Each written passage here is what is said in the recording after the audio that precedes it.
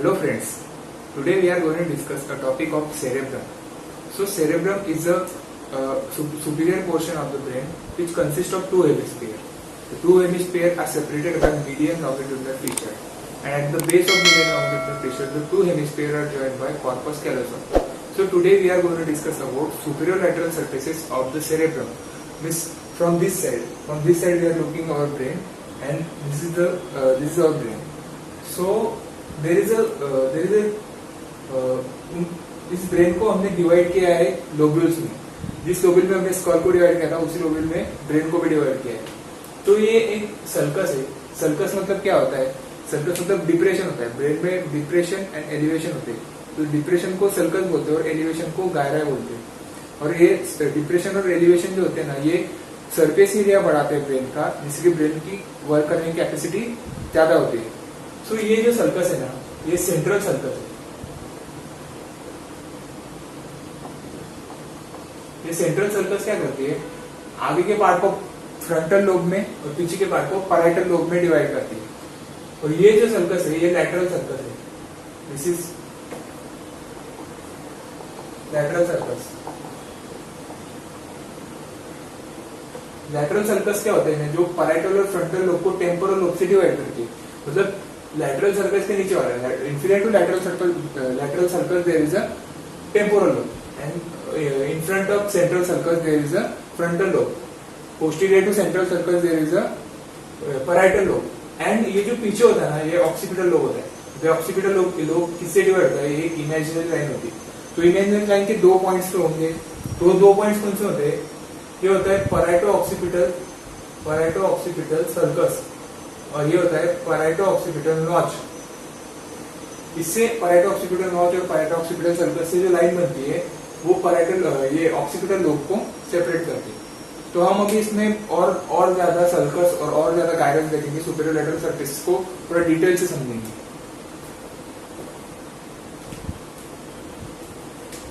सो ये central sulcus के जो आगे और एक सर्कस होती है इसी लाइन में, इसे हम बोलते हैं pre central sulcus. Pre central sulcus.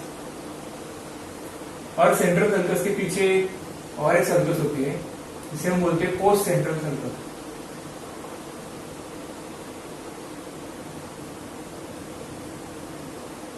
सो ये प्री सेंट्रल सर्कस हो गया और पोस्ट सेंट्रल सर्कस हो गया.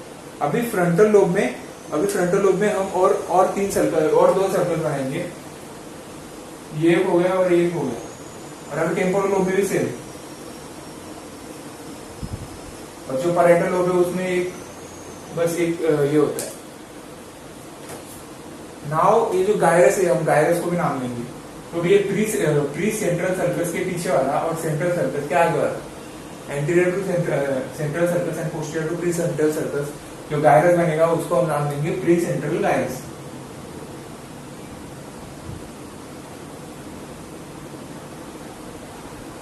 और ये जो बनेगा सेंट्रल सर्कस के पीछे वाला, उसको क्या नाम देंगे? Post central gyrus.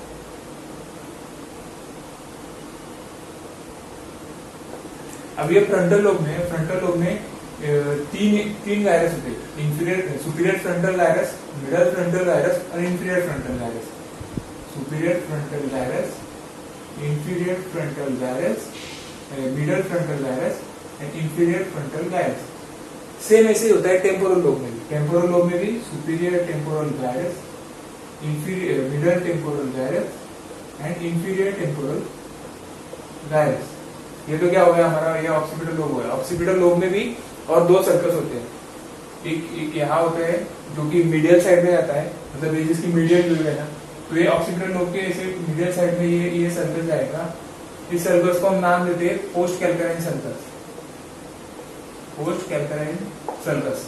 और एक सर्कस होता है ऑक्सीपिटल लोब में, जिसे हम नाम देते हैं लूनेट सर्कस.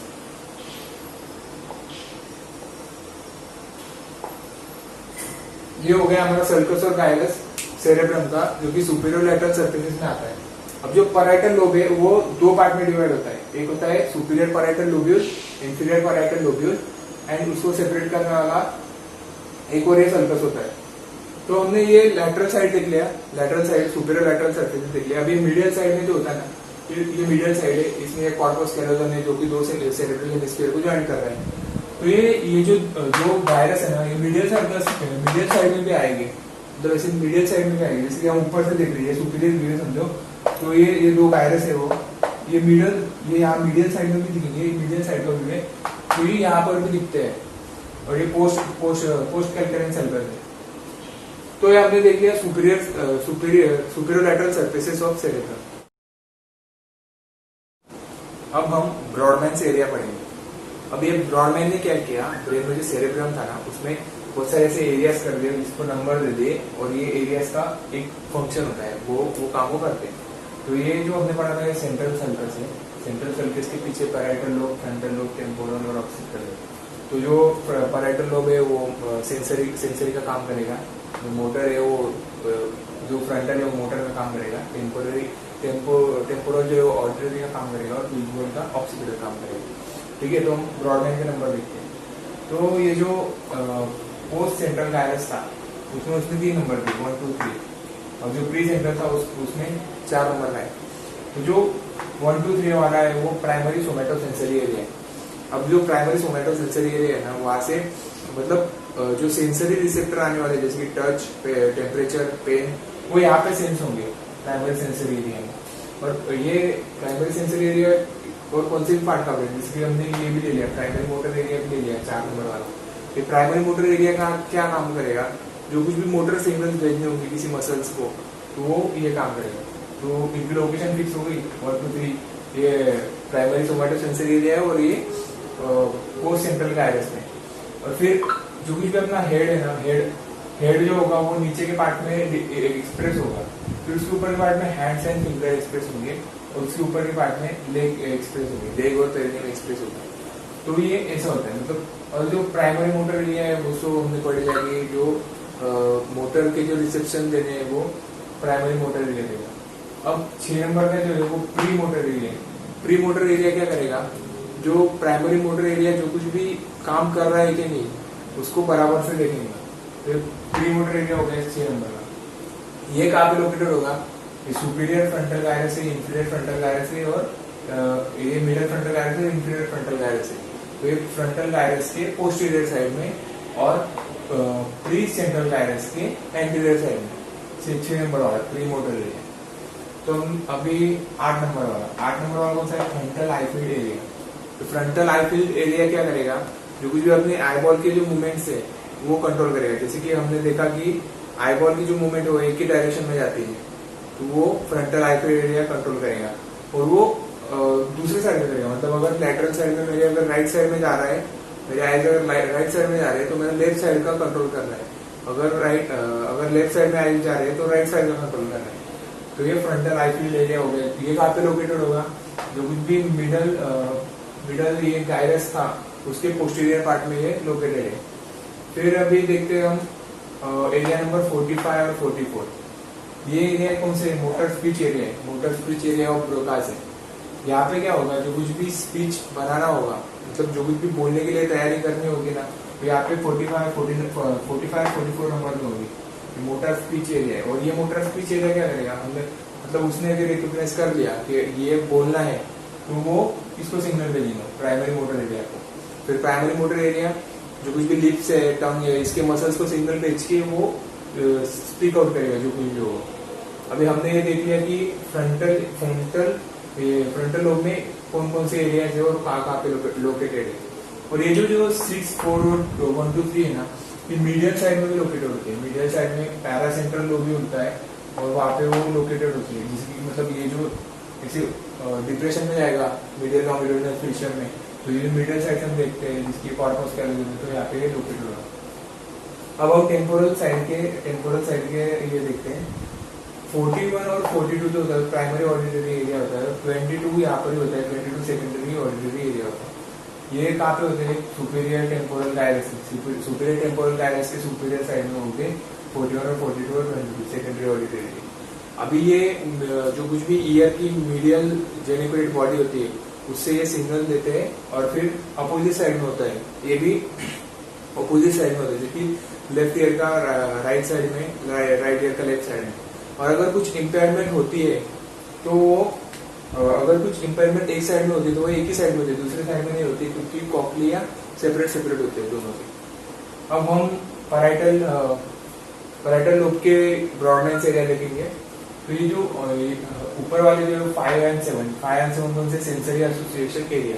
अब सेंसरी एसोसिएशन एरिया का क्या काम होता है, जैसे कि मेरे आंख बंद कर दे, मेरे हाथ में ये दिया तो मुझे इसे टच करके पहचान जाएगा कि ये पेन है। और अभी पैराइटल लोब में 40 एंड 39 वाला, ये 40 एंड 39 वाला superior temporal gyrus and middle temporal gyrus में भी पोस्टीरियर साइड में होते हैं थोड़े थोड़े, और पैराइटल लोब में भी होते हैं।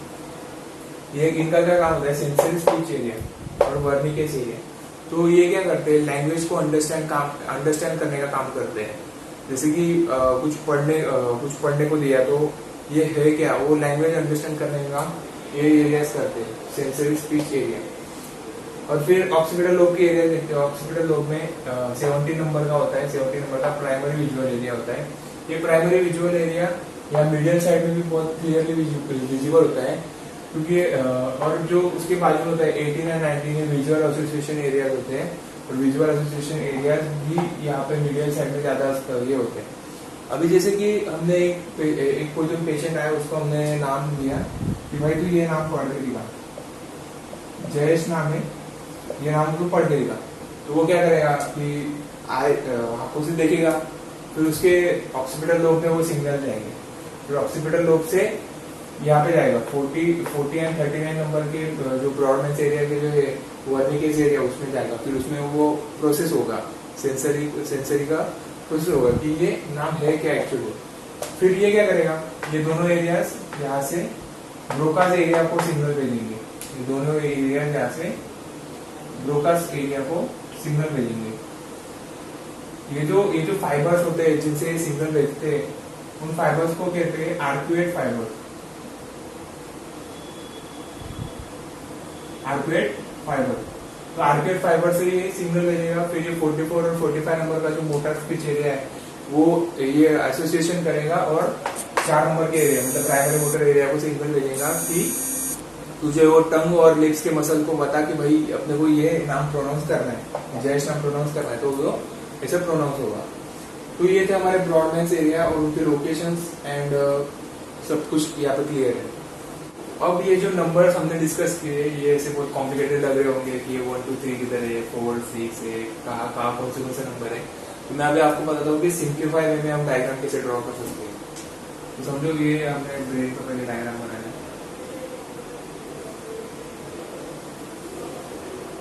ठीक है। तो ये हमने डायग्राम बना लिया। ये क्या हो गया हमारी, ये सेंट्रल गायरस हो गया, ये प्री सेंट्रल गायरस, ये प्री सेंट्रल सल्कस, और ये सॉरी ये पोस्ट सेंट्रल सल्कस और ये प्री सेंट्रल सल्कस, ठीक है। तो अभी हम नंबर देना स्टार्ट करते हैं।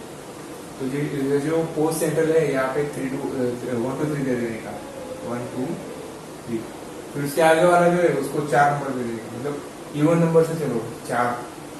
फिर जो उसके आगे वाला है उसको 6 नंबर, फिर जो उसके आगे वाला है उसको 6 नंबर, इवन नंबर से चलो। फिर ये हमने किया था ये 8 नंबर, 6 के बाद 8 होता है। तो जैसे कि अभी यहाँ पे कौन से छूट गया, यहाँ पे 5 छूट गया और 7 छूट गया, तो 5 और 7 याद है, तो 5 है 7। तो अभी ये जो ब्रोकास एरिया है इसका तो याद करना पड़ेगा 44 45 45 44। फिर ये जो टेम्पोरल का था उसमें भी वही है 41 42। ये जो पास ये 41 42 यहाँ पे पास में 41 42 और ये 22 41 42 यहाँ पे 44 44 45 यहाँ पे 43 छूट गया, वही छोड़ दो। और ये 22 अभी ऑक्सीपिटल के भी वैसे ही सिंपल है 17 18 और ये 19। और ये जो वर्निकेस एरिया था उसमें 39 एंड 40। That's it. ये सिंप्लीफाइड डायग्राम है जैसे कि आप ड्रॉ कर सकते हो।